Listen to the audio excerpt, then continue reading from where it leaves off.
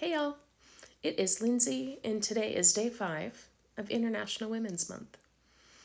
And tonight I thought I would actually share a little bit of my story about how I became the woman that I am today. When I was 25 years old, I found myself divorced, living with my parents, and a single mom of 2 little girls. And I did not know what the fuck I was gonna do. I had failed in the only way I knew how to be a woman, how to be a mother. And I didn't know how to raise daughters when I was already a failure. But I knew I had to do something if we were going to get out of my parents' house. So I went back to college. I had worked in corporate America since I graduated. And I knew that a college education would get me further in my career, further up the corporate ladder. I wanted an office. I was sure that would make me feel successful. That would make up for the failure that I was.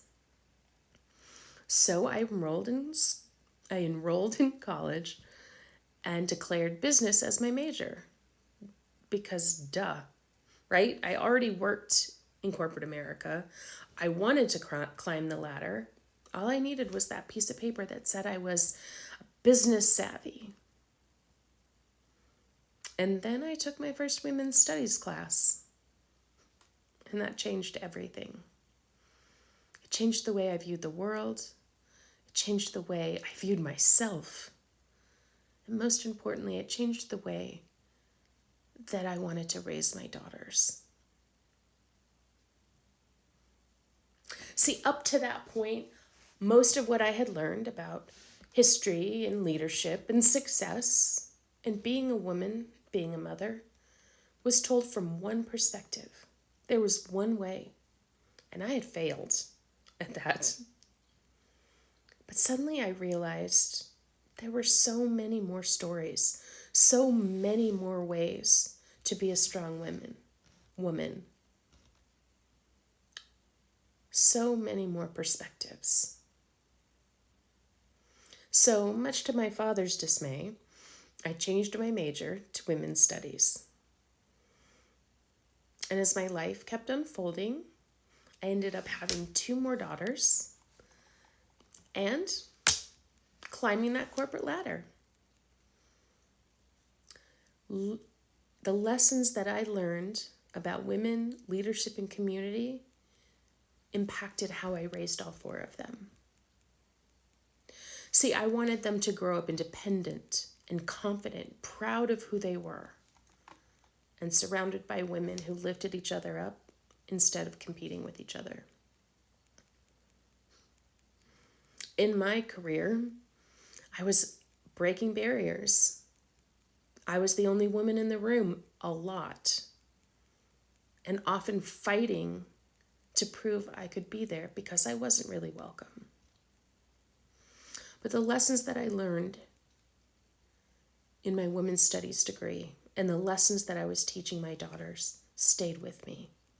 That women's stories matter.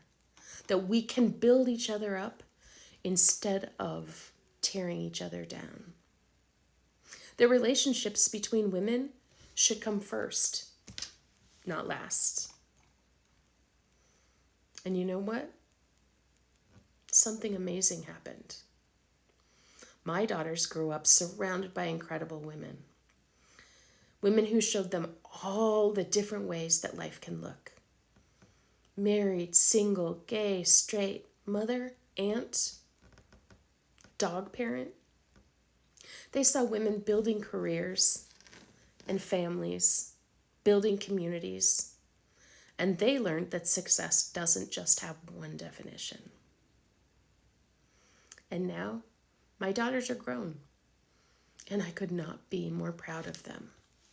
They are strong, they are passionate, they are kind. They stand up for the rights of others. And the best part, they have incredible women in their lives who celebrate each other without tearing each other down. And to me, that's what feminism actually looks like. It's what International Women's Month is about.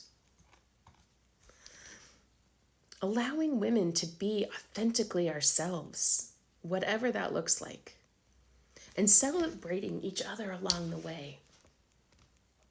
So tonight, I want to hear from you.